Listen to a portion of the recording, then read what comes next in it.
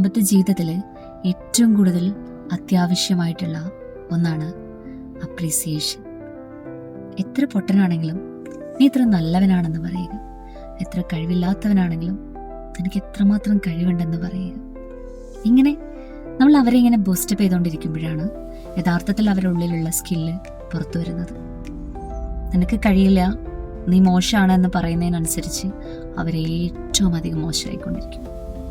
പല ബിസിനസ്സുകാരുടെയൊക്കെ ലൈഫിൽ എത്ര ലക്ഷറിയസ് ലൈഫ് നയിക്കുന്നവരാണെങ്കിൽ പോലും ഫാമിലി ലൈഫിലേക്ക് വരുമ്പോൾ പലരും ഹാപ്പി ആകുന്നില്ല.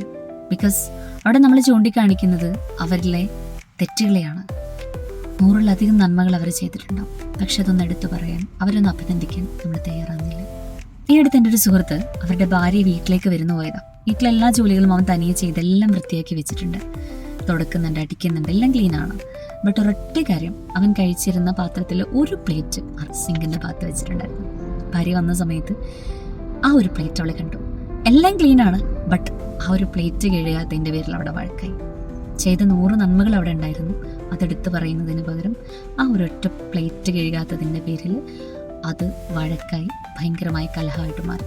തെറ്റിലേക്ക് ഫോക്കസ് ചെയ്യുന്നതിന് പകരം ചെയ്ത നന്മയൊന്ന് എടുത്തു പറയാൻ വേണ്ടി ശ്രമിക്കുമ്പോൾ അവിടെ കേൾക്കുന്നവർക്ക് സന്തോഷമായിരിക്കും, ചെയ്യുന്നവർക്ക് സന്തോഷമായിരിക്കും, പറയുന്നവർക്ക് സന്തോഷമായിരിക്കും.